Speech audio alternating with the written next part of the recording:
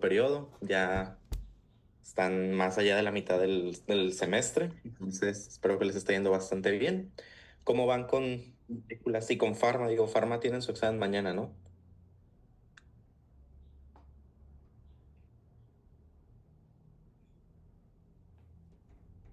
Y yo ahí vamos. Ahí van. Bueno, esa es la intención. Este, bueno, pues vamos a checar el estudio ya de moléculas. Nos falta ver semana 4 y hacer un pequeño repaso de las primeras 3 semanas. Entonces, antes de eso, ¿qué prefieren? ¿Quieren ver primero semana 4? Vamos todo en orden.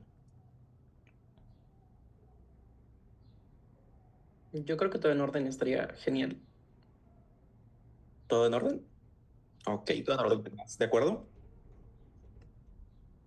Sí, ok, perfecto. Entonces, déjenme acomodar esta cosa. Ay, y nos vamos a semana 1. Muy bien. Les voy a ir dejando el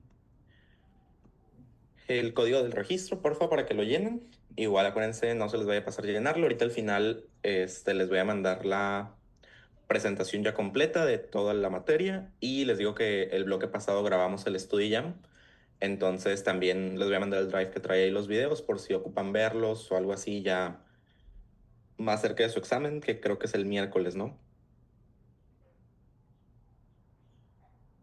Sí, el miércoles a las 9. Ok, bueno, pues mucho éxito el miércoles. Les doy un minutillo en lo que me sirvo agua y ahorita empezamos con semana 1, ¿vale?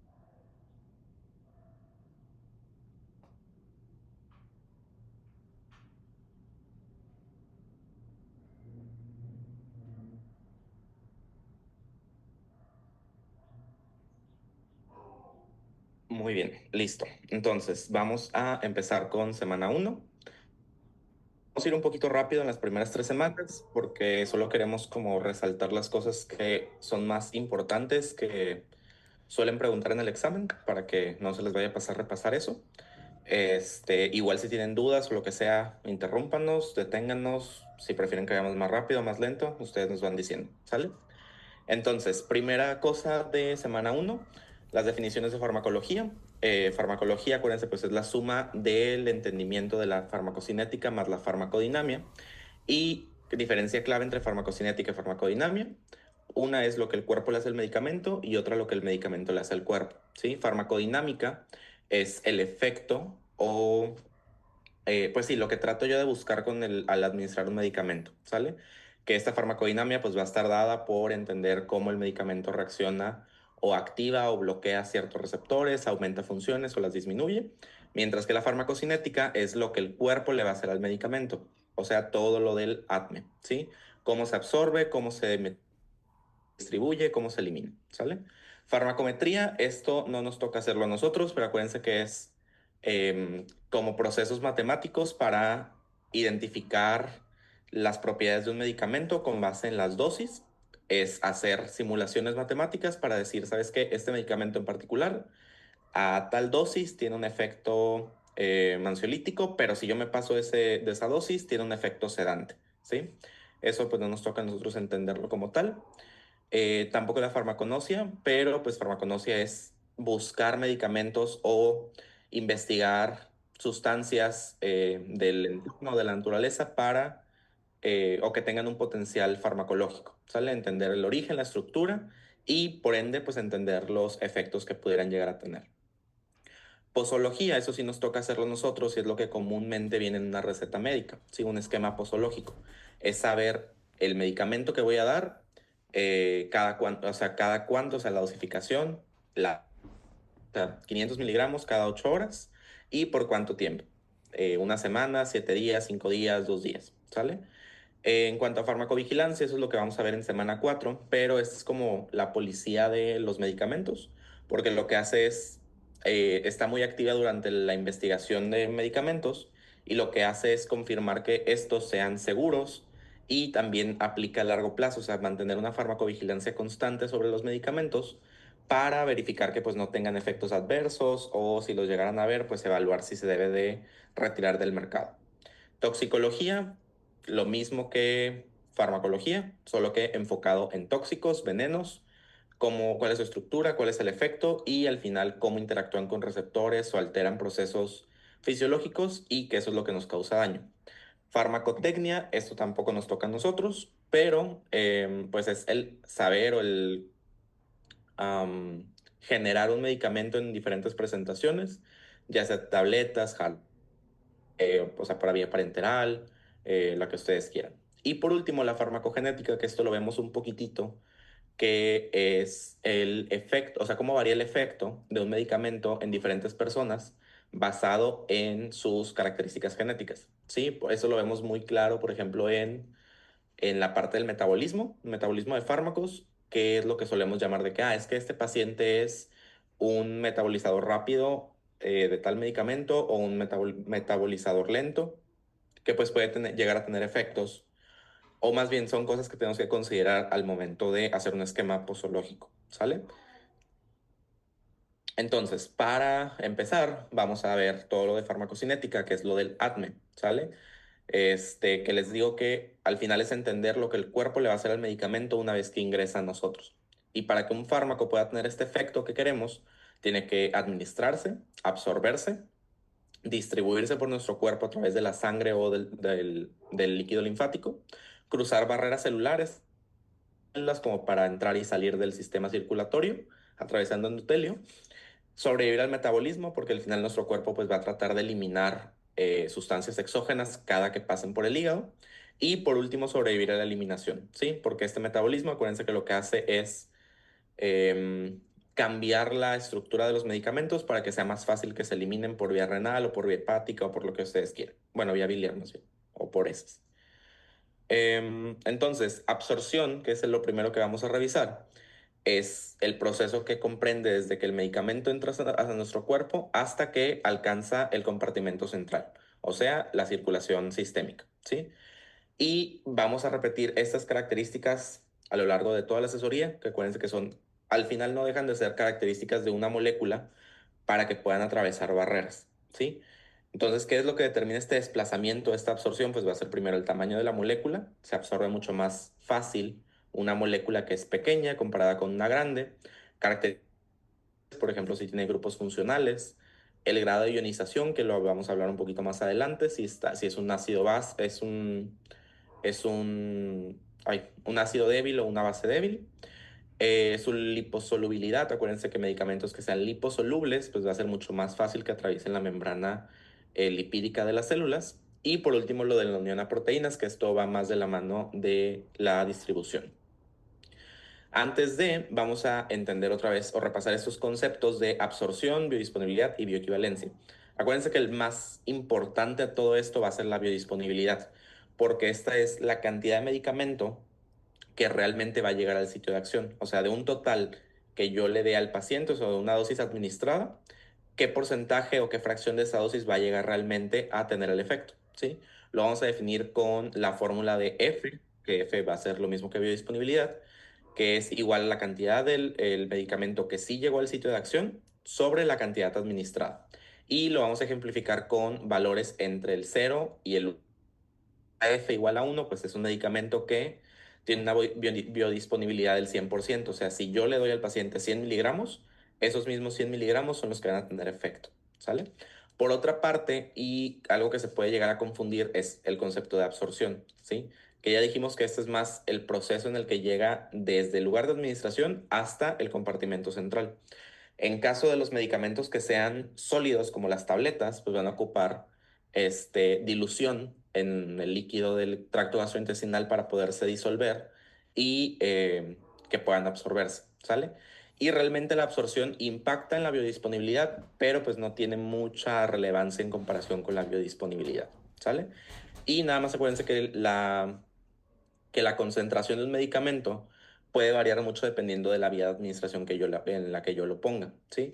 Cuando hablamos de vía intravenosa, que esta es la que tiene biodisponibilidad del 100%, desde el momento cero que yo pongo el medicamento, este ya alcanzó su concentración máxima, ¿sale? A diferencia de las otras vías, por ejemplo, intramuscular, vía oral o vía rectal o cualquier otra que se les ocurra, al momento cero, pues van a tener una concentración igual a cero. Y conforme se vayan absorbiendo y entrando al sistema circulatorio, pues esa concentración va a ir aumentando hasta llegar a un pico o hasta esa concentración máxima y después van a ir descendiendo, que esta curva hacia abajo pues va a estar dado por el metabolismo y por la tasa de eliminación, ¿sale? Y por último, esta cosa que a veces llegan a preguntar o que creo que me preguntaron, es lo de medicamentos equivalentes y bioequivalentes, ¿sale? Al final podríamos decir que son lo mismo, solamente van a variar en una cosa, que los bioequivalentes van a tener una biodisponibilidad exactamente igual o muy, muy similar, a diferencia de los que son medicamentos simplemente equivalentes, ¿sí? Ambos son dos medicamentos que tienen los mismos ingredientes, que tienen el mismo efecto, que tienen la misma dosis, que se administran por la misma vía de administración, pero pues la diferencia va a ser esa. Un equivalente tiene una biodisponibilidad similar, ¿sí? A diferencia de un bioequivalente. Entonces empezamos con vías de administración. La primera, vía oral, pues ya saben, la más fácil, la más segura, la más barata. ¿En quiénes se nos dificulta? Pacientes pediátricos, geriátricos e inconscientes. Pediátricos porque pues sí, un niño puede llegar a ser difícil que trague una pastilla. En geriátricos, justo porque pueden haber ciertas comorbilidades o enfermedades base del paciente que le dificulten tragar, por ejemplo, una disfagia, ¿sí? E igualmente en pacientes inconscientes.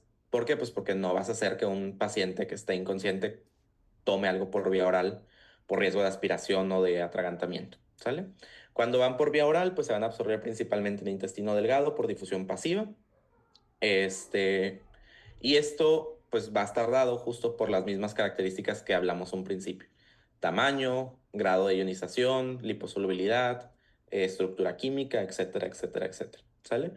¿Qué desventajas pueden tener esta administración? Pues que puede ocurrir irritación a la mucosa, que se va a manifestar como vómito. Y en el caso de esto pueden agregarle a los medicamentos vía oral algo que se llama recubrimiento entérico, que es como una protección a la cápsula o a la pastilla o lo que sea, que hace que tengan un menor efecto irritante la mucosa. Y por añadidura, también puede hacer que se evite la destrucción por el pH y por las enzimas que están en el tracto digestivo, que esto pues, nos pudiera llegar a afectar en la biodisponibilidad, ¿sale? Otras desventajas, justo esto, que pueda ocurrir destrucción por enzimas o por el mismo pH que inactive el medicamento. La absorción va a estar limitada por la física del medicamento, por las características que ya decíamos. En pacientes que tengan irregularidades absortivas, como enfermedad celíaca, pues se puede alterar ahí la absorción. Tenemos el efecto propulsivo, o sea, por ejemplo, un paciente que tenga diarrea, pues va a tener su tráfico intestinal mucho para reducir el tiempo que tiene el medicamento para absorberse, que de hecho ese es uno de los determinantes de la absorción que vamos a hablar un poquito más adelante, ¿sale?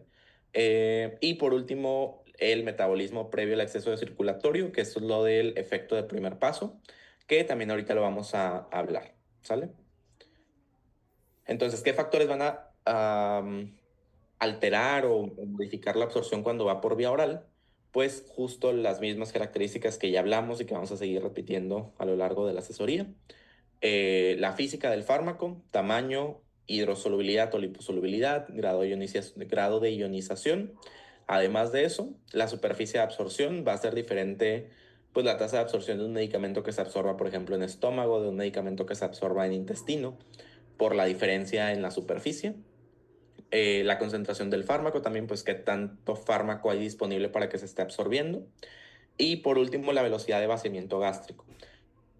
Vaciamiento gástrico se aumenta, se va a aumentar también la absorción. ¿Por qué? Porque la mayoría de los medicamentos se absorben en intestino.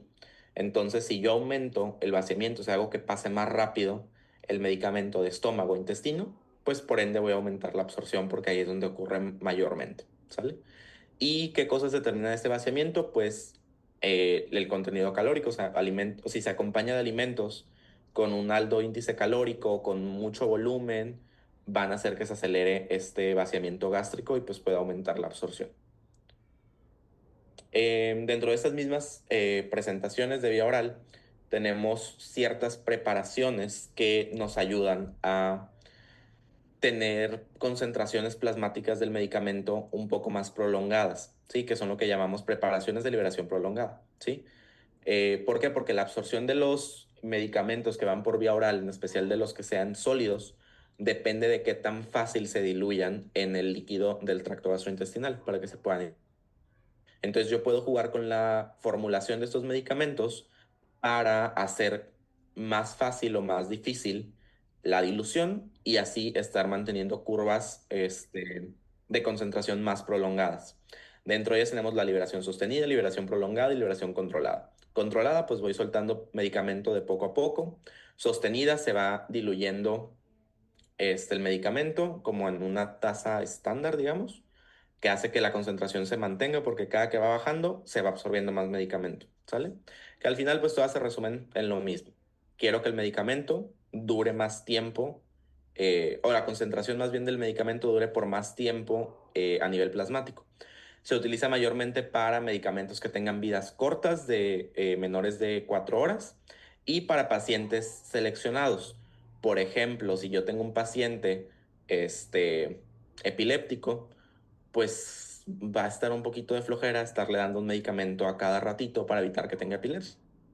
Le doy un medicamento que tenga liberación prolongada para así reducir la frecuencia de las dosis o de la administración, que es justo las ventajas que nos ofrece esta preparación en particular.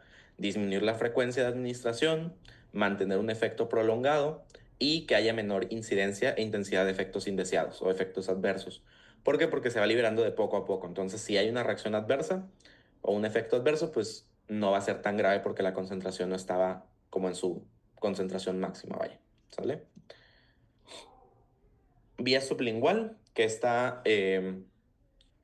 pues va un poquito de la mano con la vía oral, pero difiere en muchos aspectos, porque aquí la absorción va a estar limitada solamente a la mucosa oral, ¿sí? Solamente se absorbe el medicamento, en la mucosa de la cavidad oral. Y a pesar de que tiene una poca superficie de absorción, a diferencia si la comparamos con el intestino, que tiene como 200 metros cuadrados de superficie, la solamente es de 2 centímetros cuadrados, ¿sí?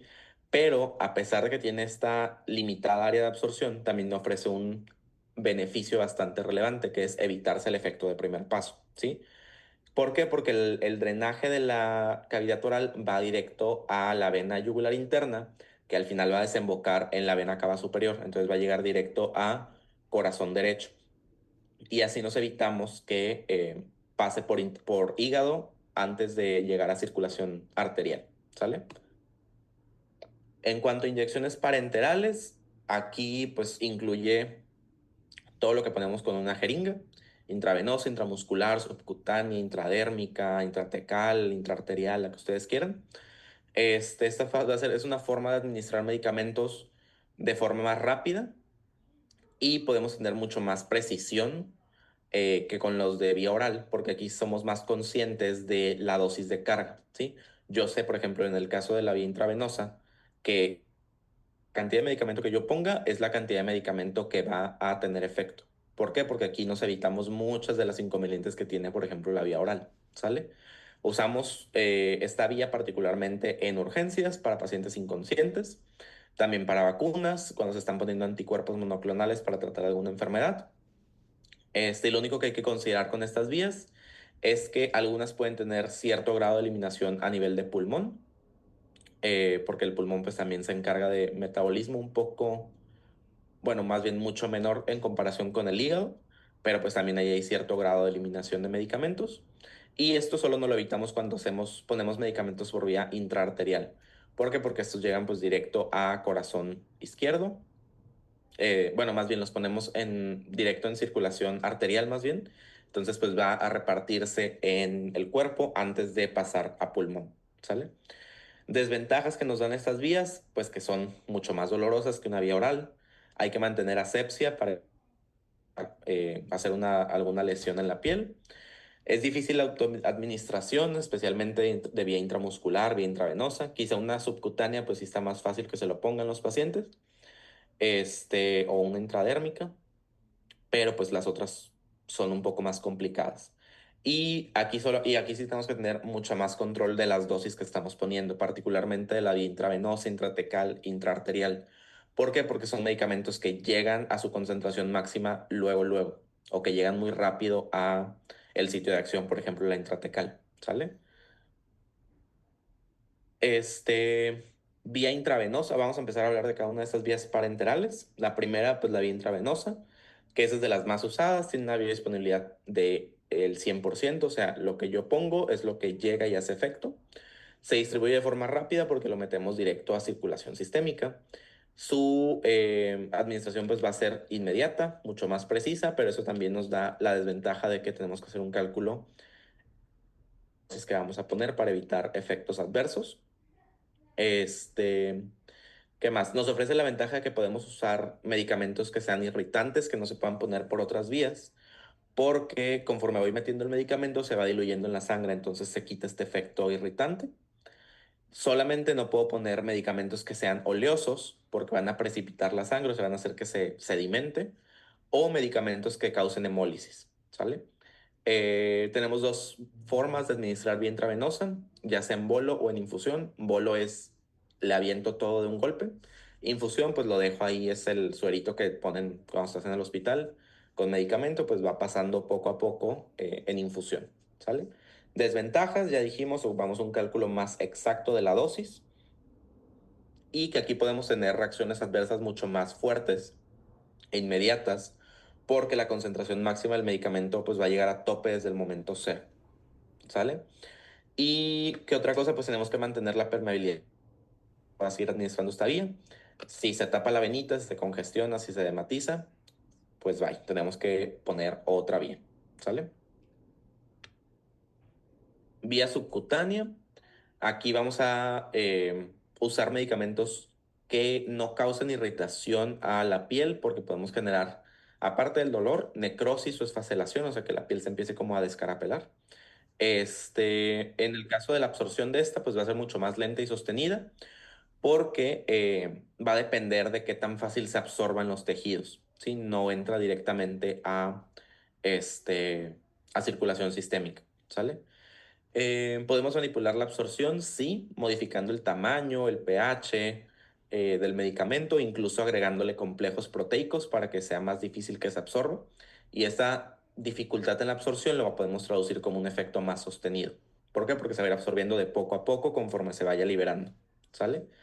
Em, Cosas a considerar, factores pueden afectar la absorción porque esta vía lo que ocupa es que haya un flujo constante de sangre que se vaya llevando de poco a poco el medicamento. Entonces, si disminuimos ese flujo sanguíneo, pues vamos a eliminar o disminuir la absorción, ¿sale? En esta vía también aplican los sólidos implantados, como los implantes anticonceptivos, que pues van a ser al final medicamentos que se están liberando de poco a poco, incluso hasta por meses, y pues que van a tener este efecto sostenido por mucho tiempo, ¿sale? ¿Cómo vamos hasta aquí? ¿Todo bien? ¿Dudas, preguntas? Hasta ahora no, todo bien, todo bien. Ok, perfecto. Muy bien. Entonces, siguiente vía también parenteral. La vía intramuscular, que es también de las más utilizadas. Aquí podemos meter medicamentos, este, tanto liposolubles como hidrosolubles, solo que con los medicamentos acuosos hay que considerar que puede llegar a ser un poco más rápido. ¿Por qué? Porque va a depender del flujo sanguíneo que esté pasando ese músculo en dado momento, ¿sale? ¿Qué cosas pueden hacer que se aumente la absorción en músculo? La temperatura, masaje y ejercicio, que al final son tres cosas que hacen que haya vasodilatación. Entonces esa vasodilatación pues va a hacer que pase sangre más rápido y se lleve el medicamento mucho más rápido, ¿sale?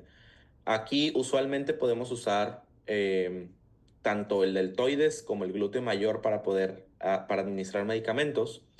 Y una cosa en particular es que a pesar de que el deltoides tiene una tasa de absorción mucho más alta que el glúteo mayor, el glúteo mayor pues, nos da ciertas ventajas, que es lo que hace que lo prefiramos, que se prefiera en comparación con el deltoides. En primero, pues la capacidad. Yo al deltoides le puedo poner 2 3 mililitros de medicamento nada más, mientras que al glúteo le puedo pasar 10 15 mililitros. Dolor, obviamente duele mucho menos en glúteo que en deltoides. Hay menos riesgo cuando lo ponemos en glúteo. Acuérdense que solamente tenemos que cuidar el trayecto del nervio ciático. Si lo libramos, todo fine. Y que permite rotación. Eso es particularmente para medicamentos que ocupamos ponerlos en varias dosis. Pues al pobre hombrito está mucho más chiquito, pues no le puedo estar poniendo ahí una inyección de un antibiótico por 5 o 7 días. A diferencia del glúteo, se lo puedo ir alternando, puedo poner pues me permite esta rotación en la zona de administración, ¿sale?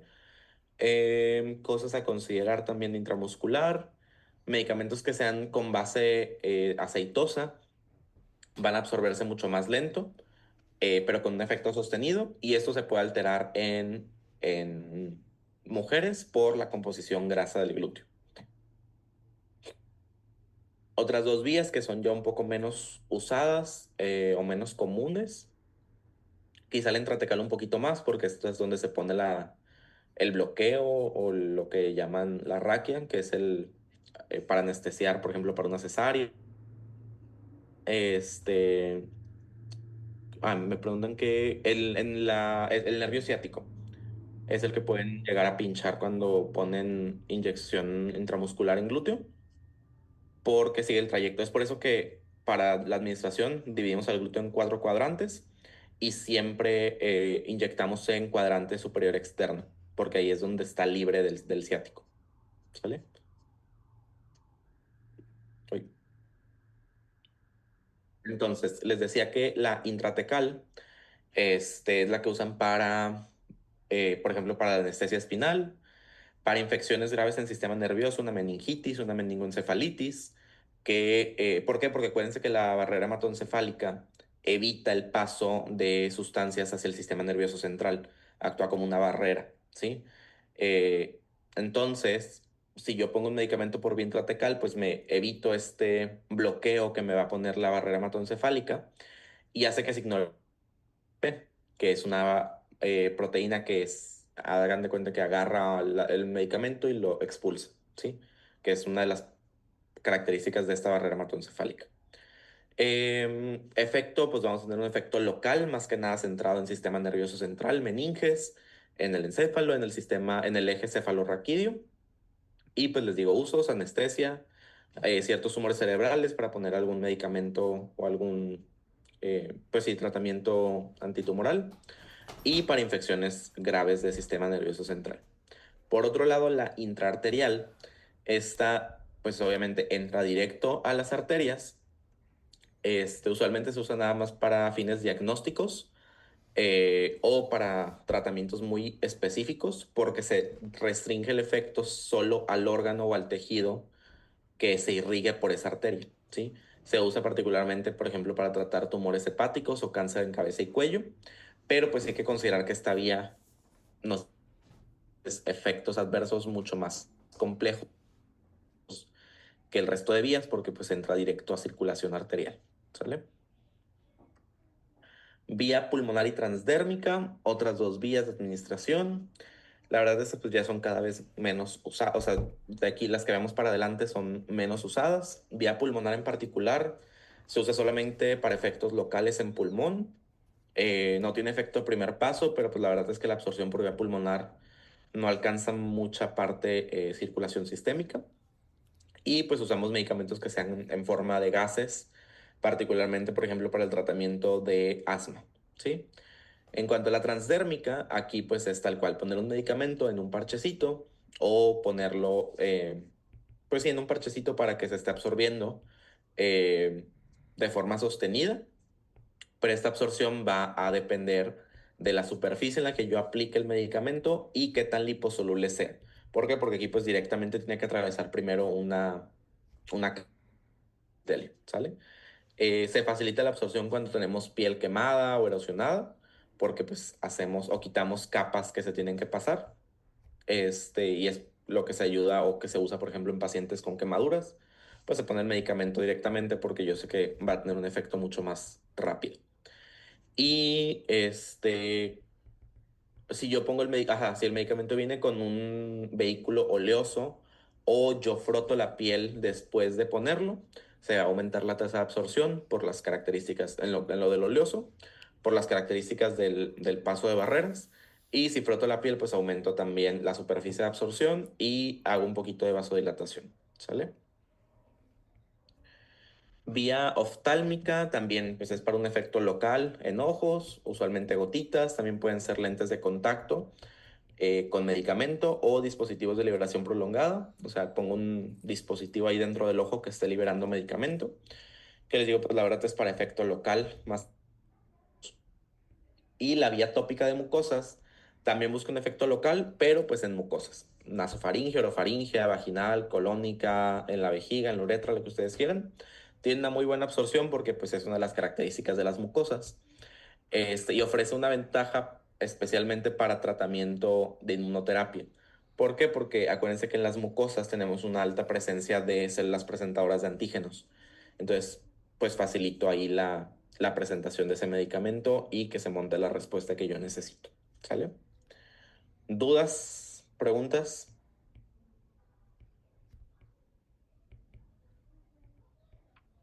Sí, no. Por el momento no. Ok, perfecto. Si quieren, vamos a cambiar el Zoom porque le queda un minutillo, bueno, menos de un minuto. Entonces, si quieren salir y vuelvan a entrar, porfa, al mismo link.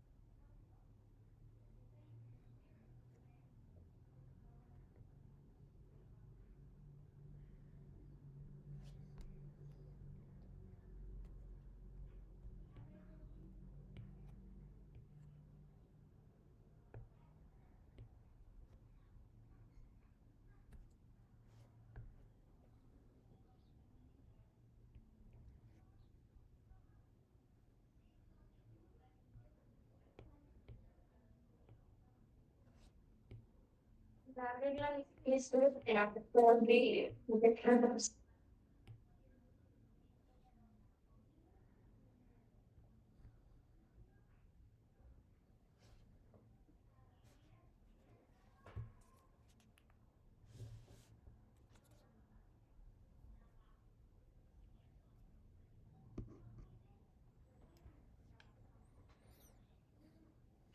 Oye, Alex, si me escuchas, es que hace rato teniendo dudas, nada más que no pude preguntar. Sí, dime, sí, escucho, Mali, dime. Nada más de las vías de administración, ¿qué es lo que me pueden preguntar? Nada más como lo más frecuente, ¿no?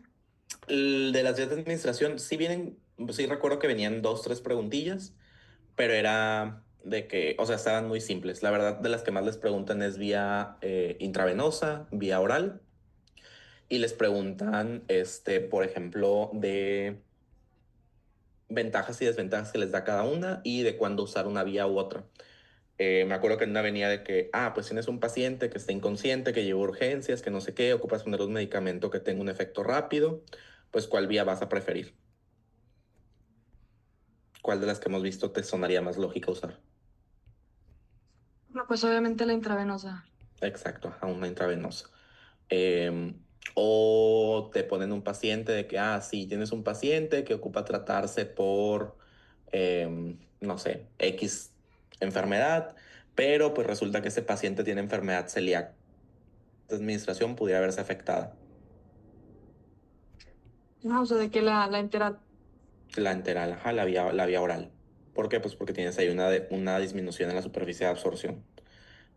Cositas así, la verdad, está muy simple lo de vías de administración. En general, el examen de moléculas, considero yo, a menos que Fer diga lo contrario, está bastante simple, está muy lógico. No es mucho machetear, porque aquí, a diferencia de farma, pues no les preguntan de qué interacciones medicamentosas y así.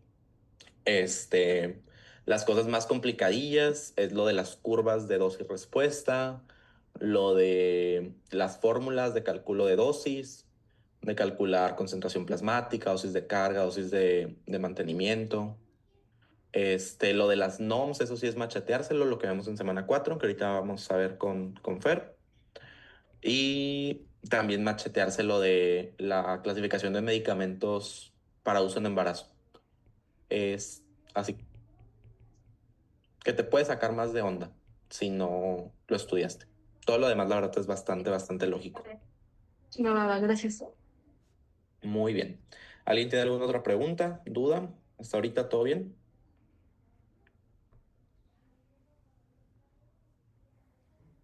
Todo bien. Muy bien. Entonces, vías mucosas, las últimas dos vías, creo que sí. Sí. Las últimas dos vías de administración que aquí agregamos es la vía rectal y la vía vaginal. Las dos pues son vías de administración tópica en mucosas. Se hace en particular referencia a estas en el caso de la vía vaginal porque pues va a tener un efecto local a nivel de la vagina, y lo podemos usar para poner hormonas naturales porque la mayoría de las hormonas sexuales femeninas pues tienen efecto directo sobre la mucosa vaginal. Entonces si lo pongo ahí pues exactamente es donde tendría que estar normalmente. Entonces hace un efecto pues mucho más natural si lo queremos ver así. Va a tener casi efectos sistémicos porque no hay absorción sistémica o está muy limitada, y pues evita efecto de primer paso por hígado porque pues no se absorbe vía a nivel sistémico o muy difícilmente, y más que nada es para un efecto local. En cuanto a la vía rectal, también es un efecto local. Sí puede tener un poco de absorción sistémica, y esto es lo que justo nos da cierta ventaja porque de acuerdo con el drenaje venoso del recto, del colon más bien, el 50% del colon se drena por la vena rectal superior, que esta llega directo a la vena porta hepática. Entonces, esta parte del medicamento sí pasaría por efecto de primer paso, pero el resto, el otro 50% del colon, drena por la vena rectal media y la rectal inferior, que estas van directo a la vena cava inferior. Entonces, no pasan por hígado. Entonces, evitamos efecto de primer paso. Además de esto, pues obviamente va a haber una absorción irregular porque acuérdense que la mucosa colónica no está absorción, sino más bien para secreción. Entonces, pues va a haber una absorción irregular de los medicamentos que se pongan aquí, y aparte podemos causar irritación. Vía rectal, pues usualmente se limita a efectos locales, por ejemplo, poner algún enema. Realmente no tiene mucho efecto sistémico, no se le dan muchas aplicaciones para efectos sistémicos. Quizá la que sí para pacientes que están convulsionando, que no podemos poner vía oral y que se dificulta poner una vía parenteral, podríamos llegar a usar la vía rectal para poner algún antiepiléptico. De ahí en fuera, pues no tiene muchas aplicaciones. Entonces, solo recordando, vamos a ver lo de el paso a través de membranas y haciendo pues un pequeño recap nada más de la estructura de la membrana de las células. Acuérdense que es una bicapa lipídica que tiene una fase lipofílica, que es la que está por dentro, y una fase hidrofílica, que es la que está por la parte externa. ¿Por qué? Porque justo la bicapa está formada por lípidos que son anfipáticos, o sea, por un lado hidrofílicos, por otro lipofílicos.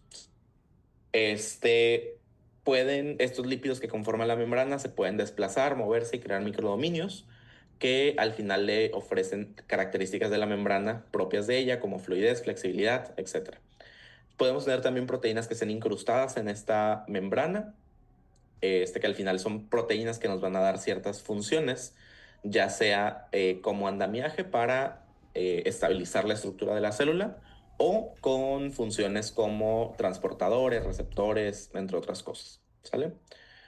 Entonces, los pasos a través de membrana, vamos a recordar un poquito de mecanismos de primer semestre, que son las diferentes formas en las que se pueden absorber cosas, ¿sale? O que pueden pasar la membrana plasmática. El primero, pues, es la difusión pasiva. Acuérdense, pasiva porque no requiere energía. Va a seguir nada más gradientes de concentración, para mantener equilibrio. Al final, como es una membrana semipermeable, lo que hace es que cuando son moléculas pequeñitas, lipofílicas, permite equilibrar la concentración a ambos lados. Y para ello, pues un determinante es el coeficiente de reparto de lípidos. O sea, qué tanta cantidad de agua tiene el medicamento y cuál es la superficie que está expuesta a este medicamento para saber qué tan fácil o qué tan difícil va a cruzarlo, ¿sale? En condiciones normales, en equilibrio, la concentración a ambos lados de la membrana tendría que ser la misma cuando hablamos de cosas que puedan pasar fácilmente la membrana, a excepción de sustancias que sean iónicas, ¿sí? Si son sustancias que tienen una carga iónica, aquí aparte de depender de gradiente de concentración, van a depender del gradiente electroquímico y de la diferencia de pH de un lado y de otro de la membrana, que es lo que vamos a hablar ahorita. ¿Por qué? Porque hay ciertos fármacos que se pueden ionizar con base en el pH en el que estén, ¿sale? ¿Por qué? Porque son medicamentos que son ácidos débiles o bases débiles y que estos pueden estar en forma o no ionizada. Acuérdense, no ionizada va a ser lo mismo que decir liposoluble o ionizada hidrosoluble, ¿sale? Entonces, pues, ¿cuál forma conviene más para que se absorba un medicamento cuando estén en forma no ionizada, ¿sale? Esto lo de la alteración del estado de ionización por el pH va a depender de la constante de disociación ácida, que es la pKa, y pues del pH presente. La pKa se refiere a el pH que necesita un medicamento para que el 50% esté en forma iónica, o sea, forma ionizada o forma hidrosoluble, y que no se pueda absorber tan fácilmente, ¿sale? ¿Por qué va a ser importante esto? Porque la absorción se puede alterar cuando tenemos pacientes con desequilibrios ácido-base, o sea, que la sangre esté más ácida o más básica de lo que debería estar, ¿sí? Acuérdense que pH de la sangre 7.35 a 7.45. Si es más bajo, tenemos acidosis. Si es más alto, tenemos alcalosis. Que esto les digo, pues es nada más como que la aplicación. Entonces, ¿cómo podemos ver esta alteración del pH? Por ejemplo, en el ácido débil y que tiene una pKa de 3.5. O sea, a 3.5 el 50% del medicamento va a estar en forma iónica. O sea, no tan fácil de absorber. Pero pues como es un ácido, mientras más cercano esté el pH, o sea, más ácido esté el pH por debajo de la pKa, pues mayor cantidad de medicamento va a estar en forma no ionizada, o sea, liposoluble.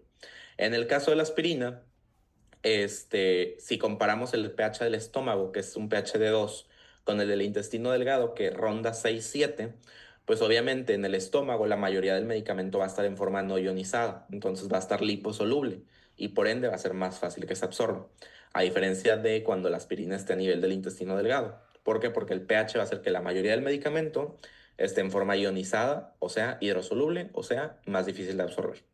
A diferencia de otros medicamentos que son bases débiles, como la morfina, que tiene una pKa de 8, aquí pues obviamente va a haber un nivel del intestino porque se acerca más a su pH, entonces la mayoría va a estar en forma no ionizada, o sea, liposoluble, ¿sale?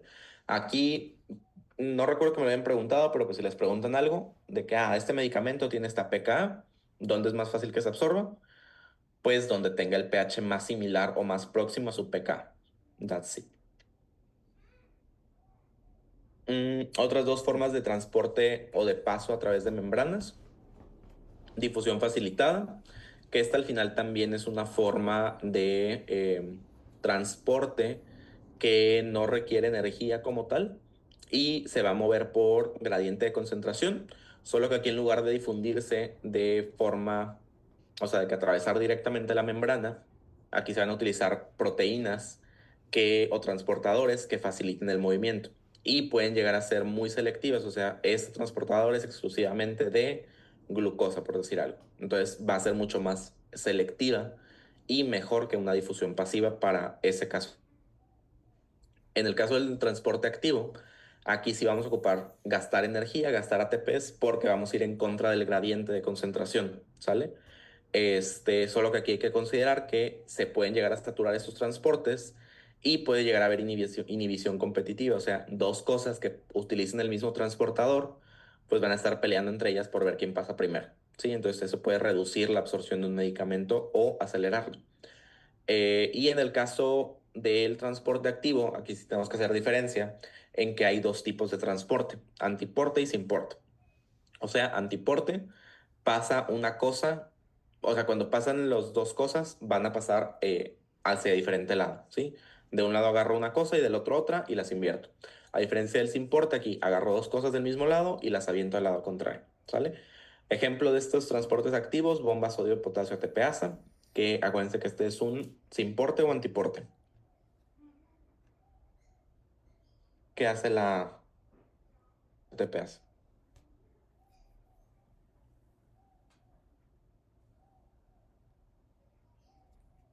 Saca sodio y mete potasio, es antiporte. Exacto, va a ser un antiporte, ¿sí?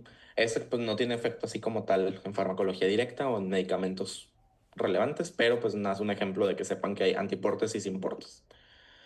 Otras dos formas de paso a través de membranas, transporte paracelular, o sea, el medicamento va a pasar entre las células a través de las uniones intercelulares, que aquí pues la verdad va a ser irrelevante cuando hablemos a nivel del sistema nervioso central o a nivel de epitelios, porque están las células tan juntitas que el transporte paracelular pues es prácticamente nulo. A diferencia de los capilares, por ejemplo, de los vasos sanguíneos o de los túbulos renales, que ahí tenemos diferentes tipos de capilares que tienen uniones intercelulares un poco más abiertas, ahí sí va a pasar transporte paracelular. Y por último, endocitosis, que se usa para grandes. Aquí vamos a utilizar receptores que capten la molécula, se peguen a ella, o sea, peguen la molécula a la membrana, hagan que la membrana se invagine, o sea, se forme con una bolsita, lo meten en esa bolsita de la célula y por el otro lado lo saque como exocitosis, ¿sale? Entonces, ya hablamos de absorción, ahora hay que saber qué cosas van a alterar o modificar esta tasa de absorción. Primero, pues el pH. Ya hablamos que el pH va a condicionar el grado de ionización, entonces mejora o dificulta la solubilidad de un medicamento. En el flujo sanguíneo también ya lo estábamos mencionando. Mientras más sangre pase por el tejido donde se está absorbiendo el medicamento, pues más se va a estar llevando el medicamento. A diferencia de un lugar donde tenga flujo sanguíneo bajo, pues va a ser mucho más difícil que se lo lleve. Reacciones químicas, degradación inmediata, por ejemplo, a nivel del tracto gastrointestinal.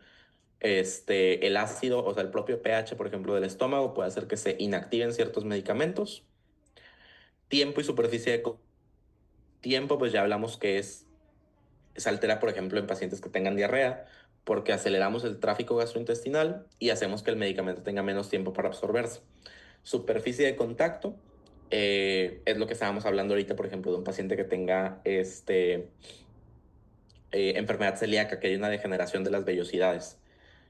Aquí se va a disminuir la superficie de contacto, entonces vamos a disminuir la absorción. Y por último, el metabolismo de primer paso, que este es el efecto del que hemos estado ahorita mencionando, que es un efecto que ocurre cuando el medicamento pasa por el hígado antes de darle como que su primera vuelta al cuerpo, ¿sí?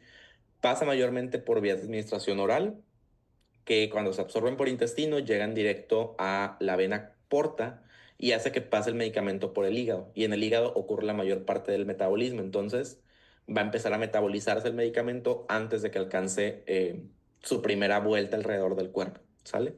Y eso al final lo vamos a traducir en la biodisponibilidad, ¿sale?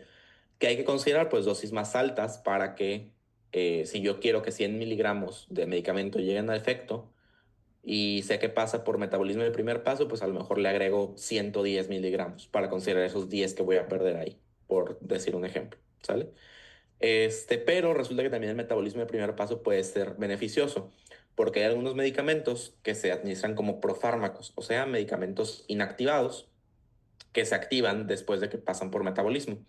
Entonces, en el caso de ellos, aquí sí nos conviene el metabolismo de primer paso, ¿sí? ¿Dudas, preguntas con administración?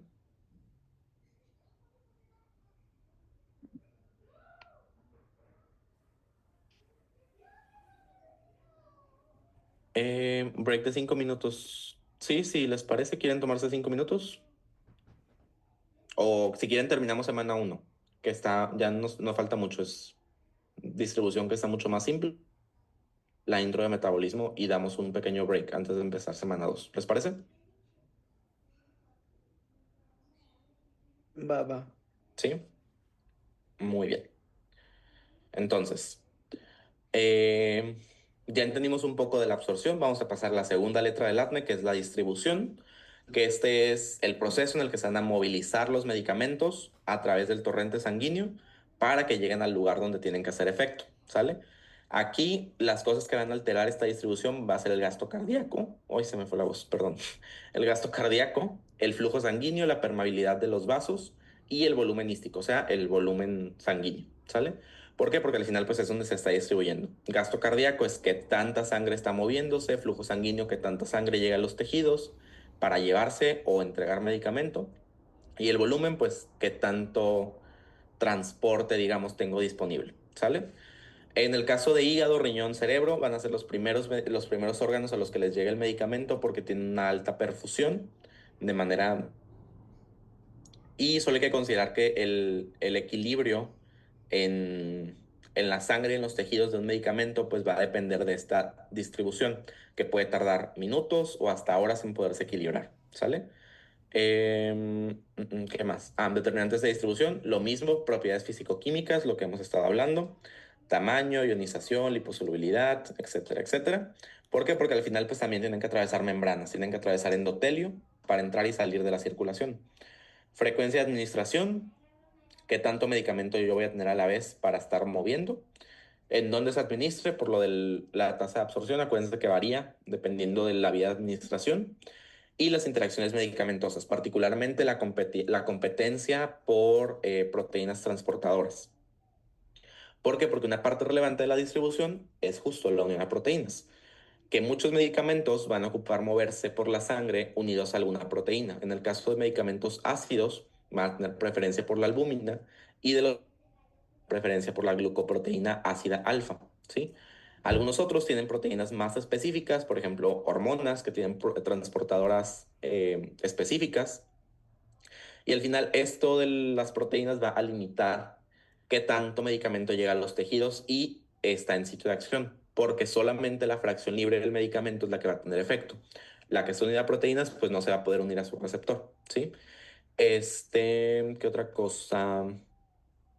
Determinantes de esta fracción unida, o sea, qué tanto se va a unir a la proteína, pues depende de qué tanto medicamento haya disponible, qué tan afín es, o sea, qué tan fuerte se une y qué tan fácil se une a la proteína, y las interacciones medicamentosas principalmente. ¿Por qué? Porque hay medicamentos que se unen a mismas proteínas, entonces la unión de una puede hacer que se desplace la otra, y la que se desplaza va a aumentar la fracción libre, o sea, vamos a tener un efecto mucho más amplio de ese medicamento. Que eso pasa, por ejemplo, con los que desplazan a la warfarina, que la warfarina es un anticoagulante. Entonces, si yo tengo un medicamento que me desplace la warfarina, voy a tener mayor concentración de warfarina presente en sangre. O sea, voy a tener un efecto perjudicial de ella, que sería, si es un anticoagulante, pues voy a tener un riesgo elevado de hemorragia. ¿Por qué? Porque la mayoría del medicamento está haciendo efecto a la vez, ¿sí? ¿Qué otras cosas? Bueno, aparte de esta competencia entre fármacos, también puede ocurrir por alimentos, suplementos alimenticios o productos herbolarios que también pueden desplazar o mover esa unión a las proteínas. Y la segunda cosa importante de la distribución es la unión a tejidos, porque hay ciertos medicamentos que tienen tendencia a unirse a tejidos del cuerpo, en particular como la grasa, como el hueso, entre otros. Y esta unión va a ser una unión reversible, ¿sí? Porque se pegan a ese tejido en particular y va a actuar como hacer que se esté liberando de poco a poco y que tenga un efecto más prolongado, ¿sale? Pero, y esto se conoce como efecto o fenómeno de recirculación. ¿Por qué? Porque se está como que liberando por segunda vez el medicamento cuando está unido al tejido. Pero hay que tener cuidado con esta unión a tejidos porque justo nos puede llevar a toxicidad, que es lo que vamos a hablar ahorita. En cuanto a unión a tejidos en sistema nervioso central, ya habíamos dicho que va a ser un componente del cuerpo que va a estar muy protegido por la barrera hematoencefálica, ¿sí? Más que nada por sus uniones intercelulares muy estrechas, que evitan que, o más bien que hacen que los medicamentos que vayan a entrar al sistema nervioso central solamente lo puedan hacer por vía transcelular, o sea, por difusión pasiva o por transportadores o lo que sea, y esos transportadores pues también van a estar muy limitados. Pero moléculas chiquitas, moléculas lipofílicas, moléculas ionizadas y que no estén unidas a proteínas, pueden hacer que el medicamento pase la barrera hematoencefálica mucho más sencillo, ¿sale? En el caso de la inflamación meningia y encefálica, por el efecto del inflamatorio, acuérdense que hay vasodilatación que aumenta permeabilidad. Entonces puede hacer que estas uniones intercelulares se hagan más amplias y sí permite que algunos medicamentos entren eh, sin necesidad de que tengan las características de acá, ¿sale? Les había puesto esta como analogía con este castillo, sistema nervioso central. Las barreras, pues es la BHE. Tenemos medicamentos como los de la arquera, como las flechitas, que son chiquitos, lipofílicos y ionizados y que no están unidos a proteínas, que sí pueden pasar y llegar directamente al sistema nervioso central, pero otros que no tienen esas características, pues sí dependen de que haya cierto grado de inflamación que facilite la entrada, ¿sale? Otros tejidos donde también se puede acumular, sí se puede acumular medicamento, es el hueso y la grasa. En particular del hueso se tienden a acumular las tetraciclinas, que es un antibiótico, iones metálicos y iones pesados. Al final, pues mismo efecto, liberación lenta del medicamento, que podemos usar también como una ventaja terapéutica para el tratamiento de osteoporosis. Pero también aquí es donde cae el efecto tóxico. Si algún tóxico como el plomo y el radio entran y se acumulan en hueso, los efectos de esa intoxicación van a durar más allá de lo que dura la exposición. ¿Por qué? Porque el tejido va a seguir liberando este tóxico, entonces va a seguir causando toxicidad a pesar de que ya no estemos expuestos en ese momento, ¿sale? Consecuencias de esto al final va a llevar a destrucción de la médula ósea, que disminuye el flujo sanguíneo, que haga que se aumente la cantidad concentrada, porque a menor flujo sanguíneo, pues menos sangre se está llevando el medicamento de ahí. Entonces se acumula más y hay mucho más daño local a la médula ósea. En el caso de la grasita, medicamentos liposolubles se van a almacenar en grasa y al final reservorio para medicamentos y para toxinas. Pero a diferencia del hueso, este reservorio es mucho más estable porque el hueso sí tiene un flujo sanguíneo mucho más abundante por la médula ósea, pero la grasa tiene realmente un flujo sanguíneo muy bajo. Entonces, el medicamento se va a estar limpiando muy, muy, muy, muy, muy poquito. Entonces va a ser un reservorio muchísimo más estable que el hueso. Y por último, sí, la transferencia placentaria, que es una de las últimas cosas relevantes de distribución, que acuérdense que todo lo que tome la mamá, en mayor o menor grado, va a pasar también a la placenta, ¿sí? Y los determinantes de esta transferencia hacia la placenta va a ser igual, liposolubilidad, grado de ionización y unas proteínas plasmáticas, ¿sale? Aquí la entrada de la placenta está limitada por transportadores ABC, que son muy específicos y que solamente dejan pasar ciertas cosas, pero al final si llegan a pasar medicamentos, en particular medicamentos que sean como el plasma del feto es un poco más ácida que el plasma de la mamá, pueden tener cierta retención de medicamentos alcalinos y toxicidad, ¿sale? Y esto de las tablitas, mejor lo dejamos ahorita para semana 4 que también lo vemos, pero es lo de la clasificación de medicamentos para uso durante el embarazo, ¿sí? En cuanto a factores que alteran la absorción, permeabilidad, o sea, lo de los espacios intercelulares, que en la barrera hematoencefálica pues no pasa mucho. Flujo sanguíneo, igual que como lo vimos en administración, en absorción, perdón, determinan qué tanto medicamento entra al tejido o sale de él. Y la unión a proteínas, ¿sí? Que es solo la fracción libre la que va a estar en contacto con los receptores y que va a tener efecto biológico. Y en este caso, pues hay que cuidar las interacciones farmacológicas de medicamentos que desplacen este, que desplacen la unión de uno a otro. Y eso es lo que tenemos que saber de absorción. Y por último, una pequeña entradita a metabolismo, que ahorita lo van a ver bien con Fer. Pero resulta que la mayoría de los medicamentos son lipofílicos, o sea, que si no tenemos metabolismo van a tender a toxicidad. ¿Por qué? Porque acuérdense que la principal vía de eliminación es vía renal, o sea, por la orina, que la orina pues al final es agua. Entonces no está tan fácil que un lipofílico se vaya a eliminar por orina. Entonces tenemos justo este metabolismo que más que eliminar hace que sea más fácil que se eliminen, ¿sí? Que involucra dos fases, fase uno y fase 2 de oxidación y de conjugación. Al final les digo, lo que hace el metabolismo es cambiar la estructura de los medicamentos para que sean más hidrofílicos y se puedan eliminar más fácilmente por vía renal. ¿Qué otra cosa? Bueno, aparte por el metabolismo, sí puede causar que, por ejemplo, la fase uno genere metabolitos que sean reactivos, tóxicos o cancerígenos, que pues obviamente no quiero eso, entonces para eso existe también la segunda fase, que es la de conjugación. Estos medicamentos se estabilicen y les quita esta reactividad, ¿sale? Un concepto que eso también lo suelen preguntar en el examen, diferencia entre cinética de primer orden y cinética de orden cero. Más que nada hay que saber, esa es como la tasa en la que se van a ir eliminando medicamentos. Algunos pueden tener cinética de primer orden, otras de orden cero. Cinética de primer orden se va a eliminar una fracción proporcional del fármaco, o sea, por decir algo, cada hora se va a estar eliminando 50% del medicamento. Si yo puse 1000 miligramos, a la primera hora pues me van a quedar 500, a la segunda hora 250, a la tercera hora 125 y así nos vamos. Pero en la cinética de orden cero se va a eliminar una cantidad exacta de medicamento. Si yo pongo 1000 miligramos y tiene una cinética de orden cero que elimina 500 miligramos por hora, pues a la primera hora me quedan 500. Pero a la segunda hora ya logré eliminar completamente el medicamento, ¿sale? Por lo tanto, la cinética de primer orden puede ser un poco más peligrosa que la primera, ¿sale? Esto de profármacos también ya se los había mencionado. Son medicamentos que están de forma inactiva y que necesitan activarse a través del metabolismo por hidrólisis que les agregue enlaces ésteres o amidas, perdón, que les rompa los enlaces de éster o amida y que haga que ya tengan un efecto como tal. Y fases de metabolismo, les digo, fase 1 incluye oxidación, reducción e hidrólisis. Tenemos un chorro de enzimas que llegan a hacer este efecto.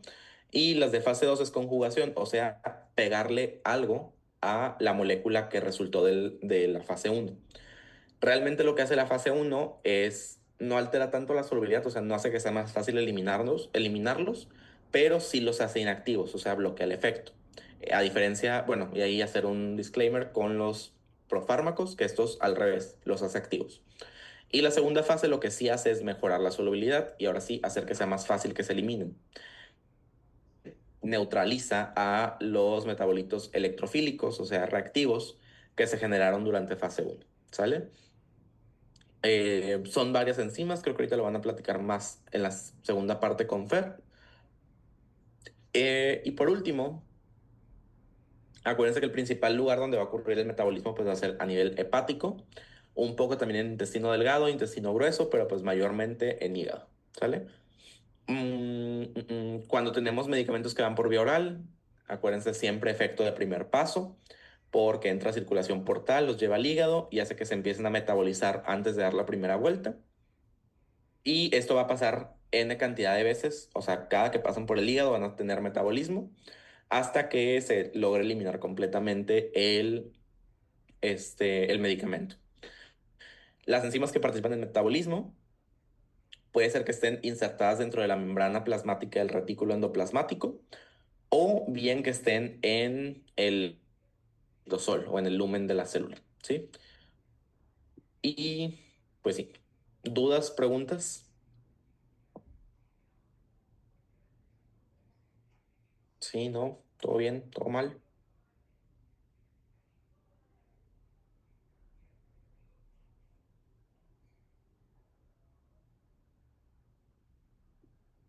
Bueno, asumiré que todo bien. Entonces, vamos a pasar a semana 2 con Fer. Vamos a cambiar de una vez el Zoom porque le quedan 7 minutos. Y si quieren, nos tomamos los 5 minutos de break que querían. Y nos volvemos a conectar a las 4:15, ¿les parece? Para seguir con semana 2. ¿Sale?